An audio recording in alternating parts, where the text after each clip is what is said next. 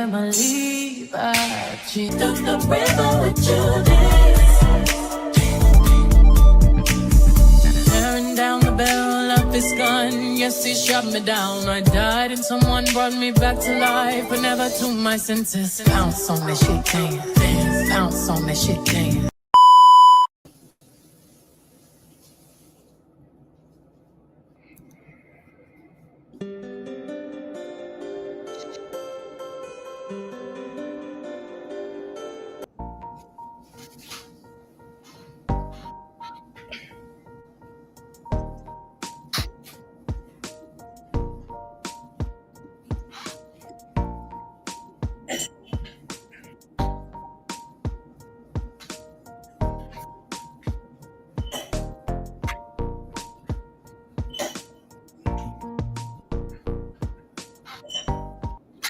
What's up, y'all? Welcome to my channel. This is going to be a quick live before we get into the rapture regrets, because, honey. But now this is going to be a quick one. I was letting everybody go live first. I wanted to talk about Miss Assata Shakur, who passed away a couple of days ago. Her daughter did confirm it, because a lot of people like, that's not true, and all this and that.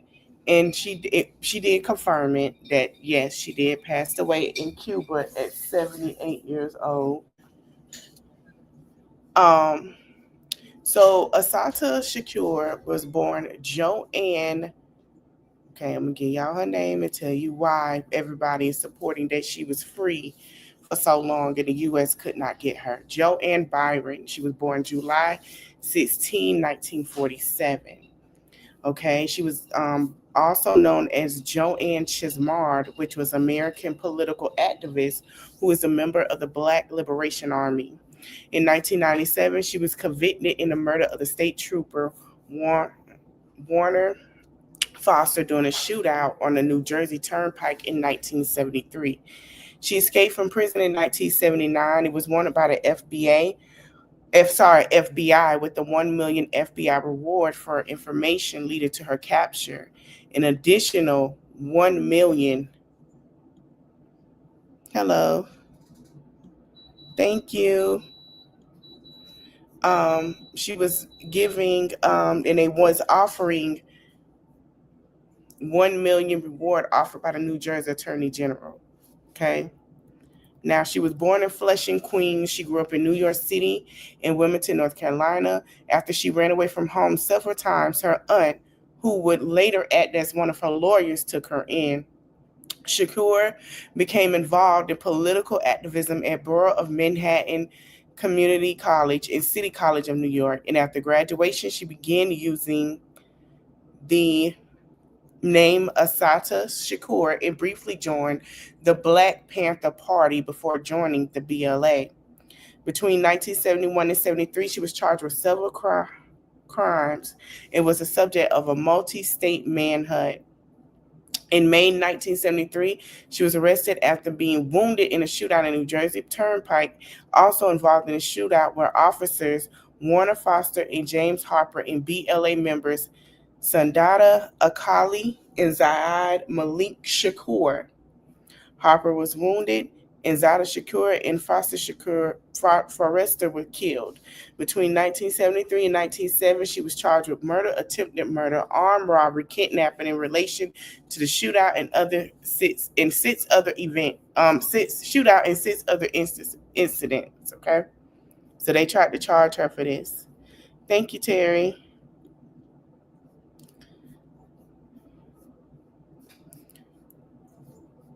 Hold on, let me go back. I'm gonna play some of her videos too. She later, she was serving a life sentence in New Jersey,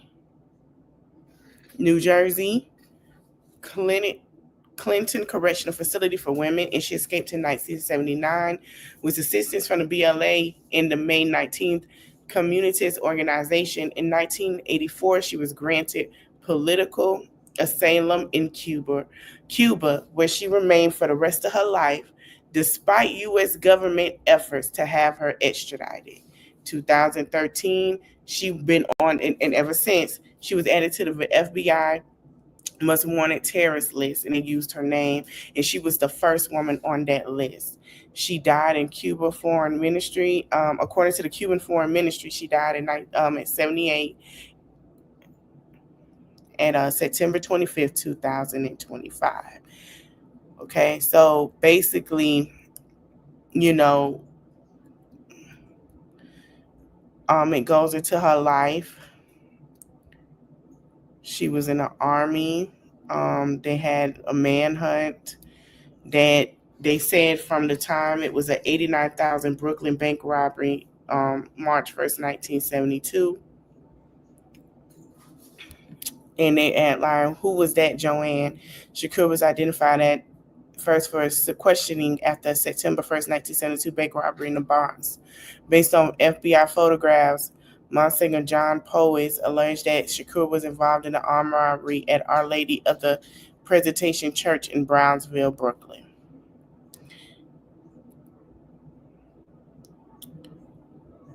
Now, a lot of people were saying that the Shakurs is added with Tupac Shakur mom and Tupac as well, allegedly.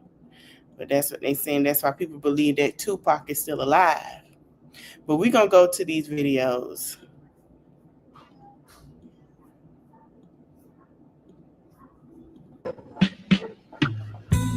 As she walks through Havana Street, she is just another shopper. She passes almost unnoticed by Cubans.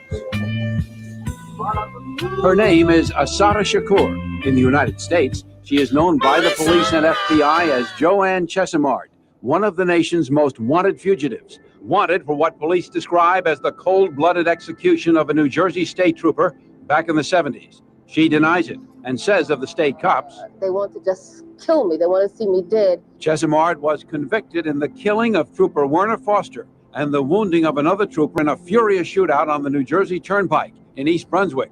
That's where Chesimard was wounded, and one of two men in the car with her was killed. The other later captured. Police say that after Trooper Forrester was shot down, his own gun was ripped from his holster and 2 bullets were fired into his brain. After her capture in that deadly shootout, she was sentenced to life in prison.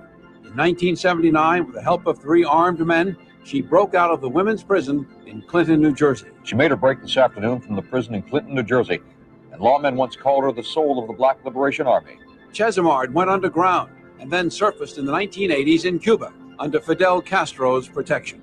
Now, at 50 and a grandmother, she agreed to talk with me in Havana. Chesimard, or Also, I want you guys to go pick. Oh, let me take a picture. I'm sorry, y'all. I want you guys to go pick up the book, "The Lies My Teacher Told," my history teacher told me. It gives you details about Castro and stuff and how it was painted to us. He was a bad man. Now, he was very strict, yes, but go pick that book up. Assata Shakur insisted she had killed no one and was railroaded by an all-white jury and by what she called racist New Jersey state troopers. Did you shoot Werner Foster? No, I did not.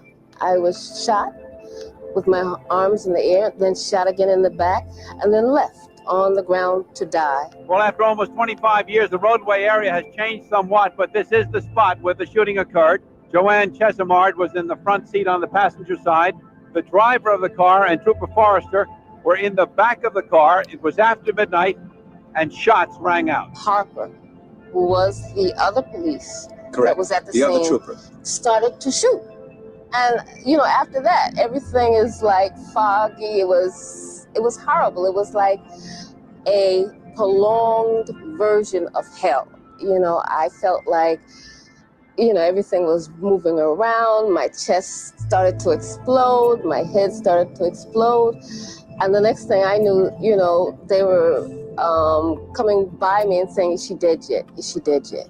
And I was later taken to a hospital, and I was beaten. I was tortured. And why did Assata Shakur escape from prison using hostages as a shield instead of appealing her case to higher courts? I never received justice. And I escaped, A, because I was afraid for my life, and B, because I knew that I would never receive justice. As she walks through Havana Street, she is just another shopper.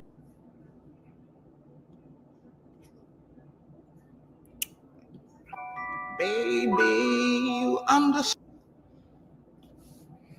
I can't play the music, so.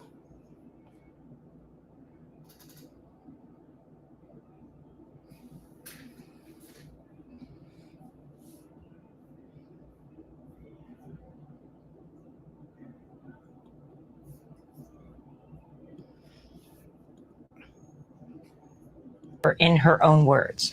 In 1998, Democracy Now! Aired her reading an open letter to Pope John Paul II during his trip to Cuba. She wrote the message after New Jersey state troopers sent the Pope a letter asking him to call for her extradition. My name is Assata Shakur, and I was born and raised in the United States. I am a descendant of Africans who were kidnapped and brought to the Americas as slaves. I spent my early childhood in the racist, segregated South. I later moved to the northern part of the country, where I realized that Black people were equally victimized by racism and oppression. I grew up and became a political activist, participating in student struggles, the anti-war movement, and most of all, in the movement for the liberation of African Americans in the United States. I later joined the Black Panther Party, an organization that was targeted by the COINTELPRO program, a program that was set up by the Federal Bureau of Investigation to eliminate all political opposition to the U.S. government's policies, to destroy the Black liberation movement in the United States, to discredit activists, and to eliminate potential leaders. Under the COINTELPRO program, many political activists were harassed, imprisoned, murdered, or otherwise neutralized. As a result of being targeted by COINTELPRO, I, like many other young people, was faced with the threat of prison, underground, exile, or death. The FBI, with the help of local police agencies, systematically fed false accusations and fake news articles to the press, accusing me and other activists of crimes we did not commit. Although in my case, the charges were eventually dropped or I was eventually acquitted, the national and local police agencies created a situation where, based on their false accusations against me, any police officer could shoot me on sight. It was not until the Freedom of Information Act was passed in the mid-70s that we began to see the scope of the United States government's persecution of political activists. At this point, I think that it is important to make one thing very clear.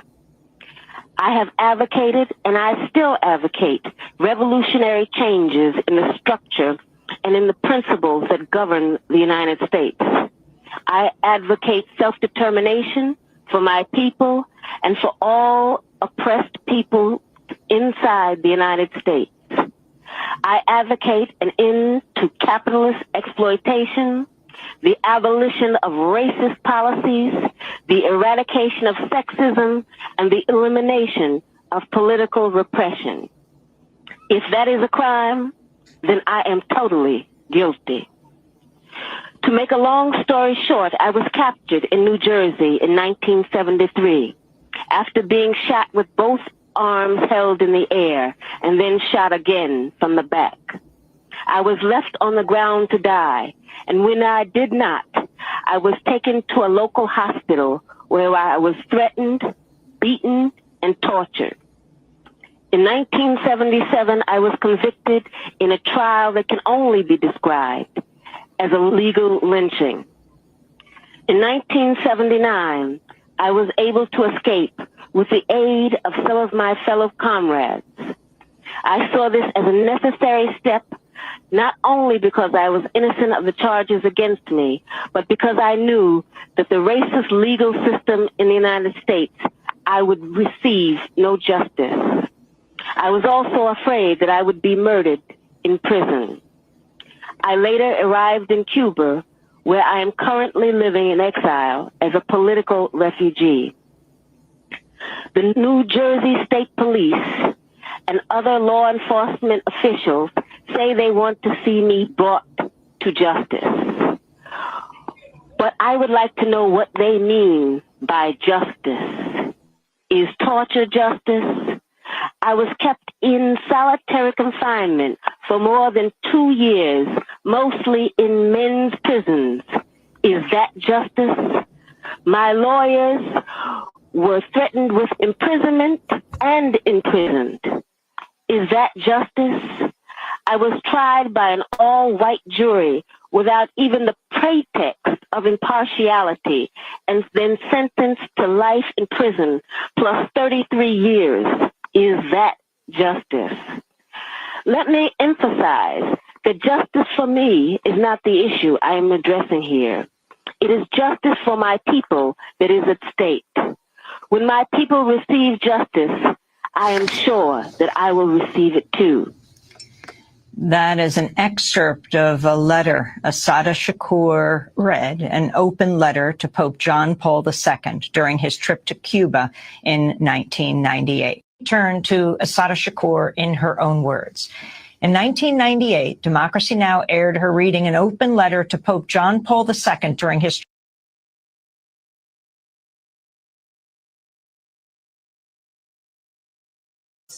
in front of the cell 24 hours a day, and the cell between two gun towers that could train them directly on the cell. I was told that I was in the Yardville unit for women, even though I was the only woman, and they tried to keep me there for the rest of my life. My grandmother came to visit me there to tell me a dream. And she came with all of my family and everybody was happy. And I'm like, what's happening with y'all? And this, no, she had a dream. And I was like, okay. And so my grandmother's dream was that she was dressing me, that she was in an old house that she lived in when she lived in New York still. And she was putting clothes on me. I said, is that the dream? She said, that's the dream. And I said, well, was I little or big? She said, no, you were big. So I said, oh my God, the only time people dress anybody when they're grown is when they're dead. And so she said, no, I know what you're thinking. No. What this dream means is that you are going to leave this prison. I don't know when, but it's going to be much less time than you've already spent. And get in and get out. That's part of the investigation. I don't have details still. Was Chesimard waiting for them at the front doors of the facility? No, there's a visiting area just inside the building. She was in the visiting area. There was one other inmate waiting visitors. There are 17 women housed in that unit, and only 2 are going to have visits today. How many guards were on duty in this visiting area? I don't have that yet. I don't know. Jim, what's the security setup? What's the door setup in that south hall? I'd be doing it from memory. I don't know. It seems to me you have to go through about 3 locked doors, but maybe, about 3. But they overpowered the guards in the van that was taking them there, or once they got to South Hall? Inside the building, apparently. Inside the building, I think. Gordon, do you know? Yeah, it was one guard from in the building and one guard who drove the van from the school over here. Those 2 guards were the ones who were taken hostage, so to speak, placed back in the van and driven across to the school. One guard in the building and a guard in the van. There wasn't 2 in the van then? Yeah. No, just one. One for visitors.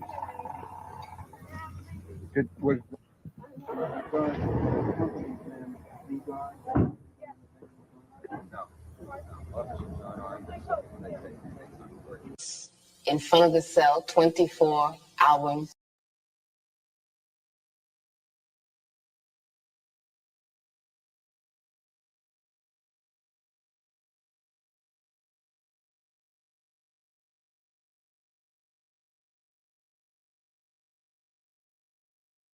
I spent more than 2.5 years in solitary confinement.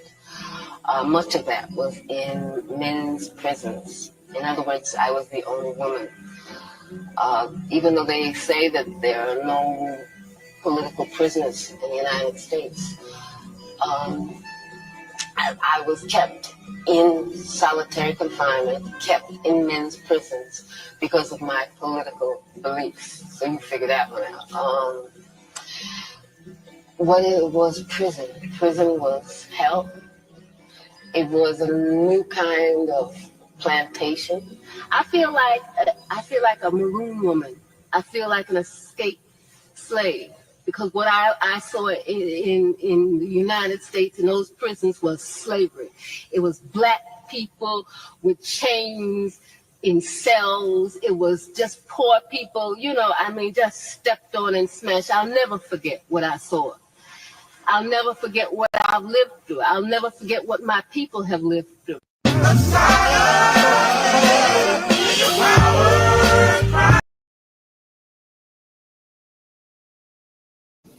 All right, so her daughter posted this. She said approximately 1:15 p.m. on September 24th, my mother, Assata Shakur, took her last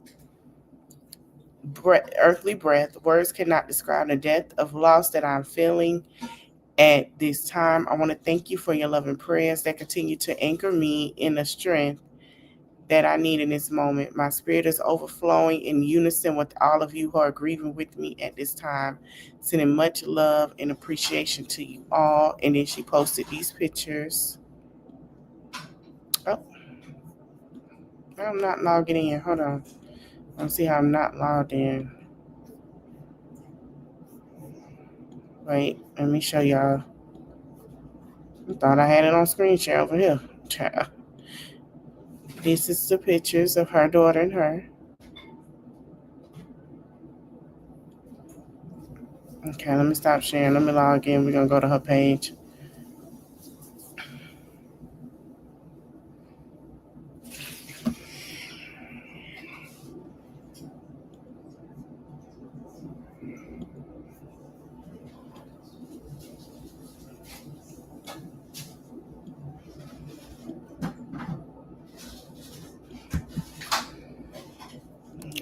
Try to log in. Let me play another video. And then we'll go to her daughter page.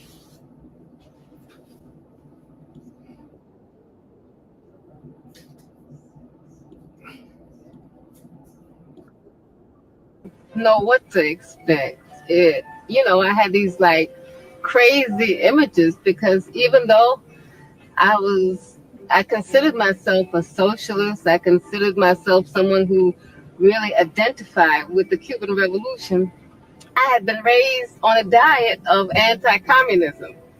And so I came here and I was like expecting, first of all, everybody to look like Fidel.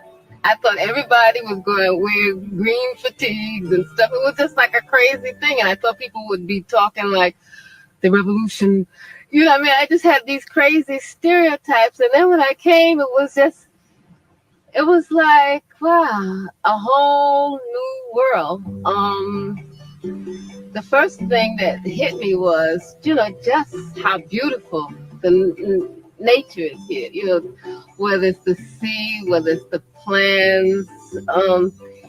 This is one of the most beautiful places I've ever seen in my life. Everything is so lush, so green, so ripe. And, just the climate made me immediately feel at home. I was very much impressed by the healthcare system, by the education system, by the sports teams, by all of the many things that the revolution has been able to accomplish. What has impressed me most has been how people live, just how people relate to each other. I come from a society that is literally at war with itself. I didn't even know how to react to people when I came here. People would just come off the street and start talking to me, and I would immediately get paranoid. What do they want? It was very difficult for me to realize somebody would say, what time is it, or where did you buy that? Because Cubans will come up to you and just talk to you, whether you were in a store, on a line, and that was something very different, that human contact. Well, when I came to Cuba, I really didn't know what to expect.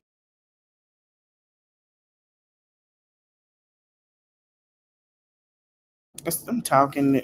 I'm gonna play one of her daughter interviews. Give me one moment.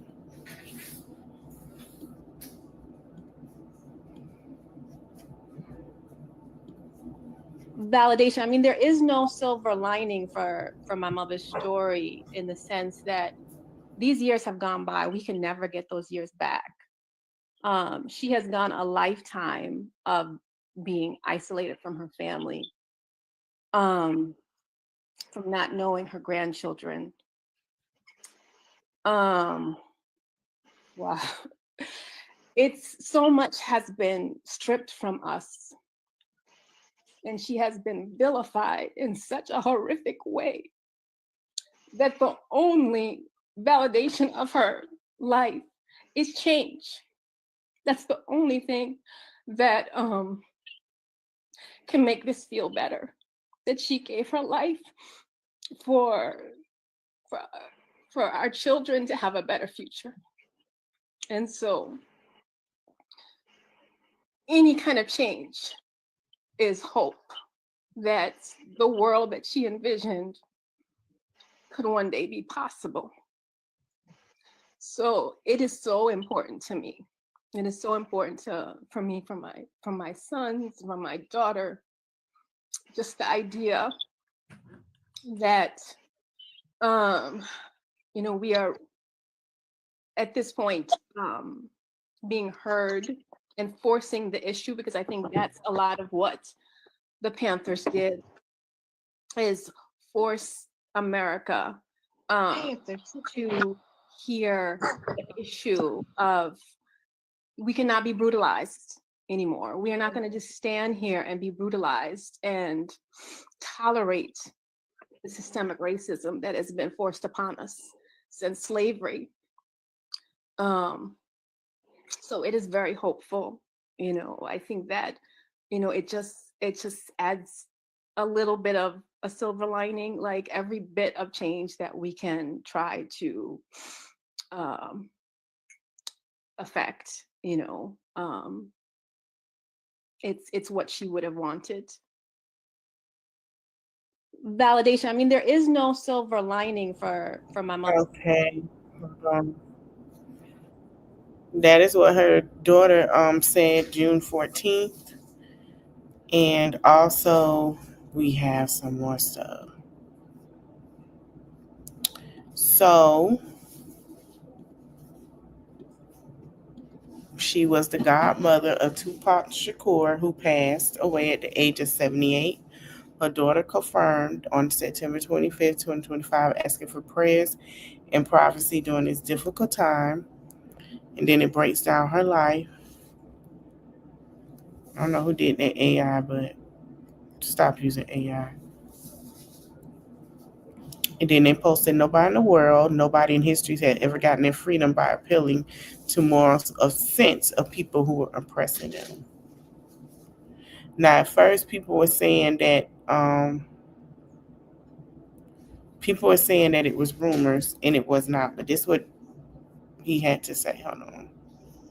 Assata Shakur. Some may know her as a member of the Black Liberation Army. Some may recognize the name as the late rapper Tupac Shakur's godmother. But if you were to look up Assata Shakur on the internet, you might find that she's a bank robber, a kidnapper, and a murderer. According to Shakur, through interviews in her autobiography, Assata, that is not at all her story. It is true that she has been a political activist since the 1960s, has worked alongside many famous revolutionaries like Huey P. Newton and Angela Davis. The meaning of her chosen name, Assata Alukbala, reflects her life and legacy. She who struggles for the people. Her life has been dedicated to the collective struggle for Black liberation. So how did Assata go from activist to FBI's most wanted? This is what you didn't know about Assata Shakur. There is no evidence of the birth of Assata Shakur, at least none that can be confirmed by the FBI. The wanted poster released by the Federal Bureau of Investigation lists Shakur's birthday as July 16, 1947, but in parentheses it states, not substantiated by birth records. The FBI also notes that Shakur used August 19, 1952 as her birthday. However, she was born as Joanne Deborah Bryan, what she calls her slave name, in Jamaica, Queens, New York, where she grew up moving back and forth between her mom, aunt, and grandparents in Wilmington, North Carolina. Growing up in the Jim Crow era, Shakur's grandparents, Lola and Frank Hill, who owned a local dance hall, instilled in her a sense of dignity, especially regards to white people. They would tell her things like, "You're as good as anyone else. Don't let anyone tell you that they're better than you." And when it came to white people, she was forbidden from calling them ma'am or sir, looking down while speaking to them, or any other subservient gestures. In her autobiography, she writes, "I was told to hold my head up high or risk having my grandparents knock it off my shoulders." Although Shakur experienced racism earlier in life, she wouldn't begin to radicalize into her late teen years. At 17 years old, Shakur dropped out of school and moved out on her own. She lived with strangers for a while until her aunt Evelyn, who later became her lawyer, took her in and helped her get her GED. She would go on to attend Bureau of Manhattan Community College and later City College of New York. She made friends with many of the African students on campus. Then one day in 1964, a discussion on the roots of the Vietnam War changed her life. I never forgot that day. We're taught at such an early age to be against communists, yet most of us don't have the faintest idea what communism is. Only a fool lets somebody else tell him who his enemy is. She became active in different organizations like the Garveyites in the Republic of New Africa. And in the late 1960s, Assata would join one of the most prominent political organizations, the Black Panther Party. Though brief, her time with the Black Panthers would mark a life-changing turn of events in her political career. She had always revered the message of the Black Panther Party, especially because they made it really clear who the enemy was. Not the white people, but the capitalistic, imperialistic oppressors. Shakur has said that the party not being open to criticism led to her exit from the organization. In her autobiography, she writes, "Constructive criticism and self-criticism are extremely important for any revolutionary organization. Without them, people tend to drown in their own mistakes, not learning from them." Government infiltration, namely COINTELPRO, among other factors, led to the demise of the Black Panther Party, but not before its most prominent members had turned against each other, been killed, falsely imprisoned, or demonetized in the media. These events gave way to the Black Liberation Army, a group that the FBI named Shakur the heart of. BLA members operated under the belief that only through covert means, including but not limited to violent acts, could the movement be continued. This underground Black Party spinoff built its tactics around revolutionary violence with the goal to take up arms for the liberation of Black people in the United States. Acting as her own co-counsel in a 1976 trial for murder, Assata claimed in her opening statement, "The Black Liberation Army is not an organization. It goes beyond that. It is a concept, a people's movement, an idea. The idea of a Black Liberation Army emerged from conditions in Black communities, conditions of poverty, indecent housing, massive unemployment, poor medical care, and inferior education." She continued, "The concept of the BLA arose because of its political, social, and economic oppression of Black people in this country. And where there is oppression, there will be resistance." From 1971 to 1973, Shakur was alleged to have committed a series of heinous crimes: 2 bank robberies in New York, the kidnap of a drug dealer, armed robbery, and the attempted murder of a policeman in an ambush. In 1972, the FBI issued a warrant for her arrest in connection with these crimes allegedly committed by the BLA. It was clear that the Black Liberation Army was a target for the FBI, local police agencies, and they were being pinned with every violent crime in the area. Assata would later either be acquitted for every charge or the case was dismissed. Then came the events of May 2nd, 1973, the fatal Jersey Turnpike shootout. There are different accounts of what happened that night, but what we do know is that Assata and her political associates, Zaid Malik Shakur and Sindada Akoli, were stopped by State Trooper James Harper, backed up by Trooper Weiner Forster for driving with a broken tail light. Shots were fired and Zaid Shakur and Weiner Forster were killed. After fleeing the scene, Assata, wounded with 2 gun gunshots to the arm and the back, surrendered to the police, and Nicole was captured after a 36-hour manhunt. Only the survivors know what really happened that night, and Assata refuses to share details even to this day. But in 1977, upon being found guilty, Assata maintains that the jury convicted a woman with her hands up. The trial was considered by many to be a miscarriage of justice, beginning with the jury selection. Transcripts show that at least 2 of the juries expressed prejudice before the start of the trial. 5 out of the 15 jurors selected, all white, were close friends or relatives to New Jersey state troopers. A major key in Assata's defense was medical testimony proving that during the confrontation, she was shot with her hands up, sustaining paralyzing wounds that would make her unable to fire a weapon in the manner that Trooper Harper had testified. Harper's testimony conflicted throughout the trial, and he testified to lying in his official report on the incident as well as in his grand jury testimony. And though there were no forensic evidence proving that Assata ever touched a gun that night, the jury found her guilty on all 8 counts. She was sentenced to life plus 30 years. Shakur spent years in jail before her conviction under conditions that most would consider to be deplorable. In her autobiography, she tells of being embarrassed and even tortured by police in the hospital after the incident. She was chained to her hospital bed and interrogated while gravely injured. She was even held in an all-male prison in solitary confinement for over 20 months and under 24-hour surveillance. She was beaten and given less than adequate medical care, even when she became pregnant with her only daughter, Kakuya. When the prison first found out she was pregnant, a doctor not only lied about her diagnosis multiple times, but he also refused to provide Shakur with any support besides an abortion. So in 1979, Assata Shakur had decided that it was time to go. On November 2nd, she escaped from the Clinton Correctional Facility for Women. It is said that a group of members of the Black Liberation Army helped Shakur escape by posing as visitors to the prison. Holding 2 correctional officers hostage at gunpoint, they stole a prison van to get off the facility grounds, leaving the hostages in the parking lot before switching cars and fleeing the scene. Shakur refuses to go into detail about her escape in solitary with those incarcerated due to their involvement. After breaking out of prison, Assata went on the run and remained underground for 5 years until fleeing to Cuba and receiving political asylum in 1984. To this day, Shakur remains in Cuba with the FBI classifying her as a domestic terrorist since May 2nd, 2005. In 2013, on the 40th anniversary of Trooper Foister's death, Shakur became the first woman added to the FBI's most wanted terrorist list. They placed a $2 million bounty on the activist. In 1998, Shakur told Source magazine, "The US government tried to eliminate me, but I'm not a criminal like they want you to believe, or a gangster. The FBI has a way of leaking all kinds of stories about me to the press, the same way they've always tried to criminalize the Black liberation movement. Because of this, we as a people have to be really clear about who we are and what we stand for." Assata Shakur. Some may know her as a member.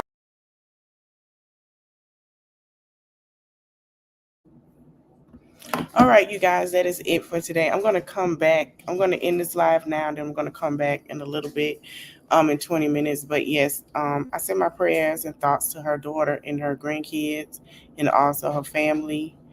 And y'all just educate yourself because it's a lot. I want to thank you guys for watching. Get to like, to comment, share, subscribe, and I'll see you guys in the next one. Bye. It's in the reach of my arms, the span of my hips, the stride of my step, the curl of my lips. I'm a woman, phenomenally. Birds singing in the dead of night.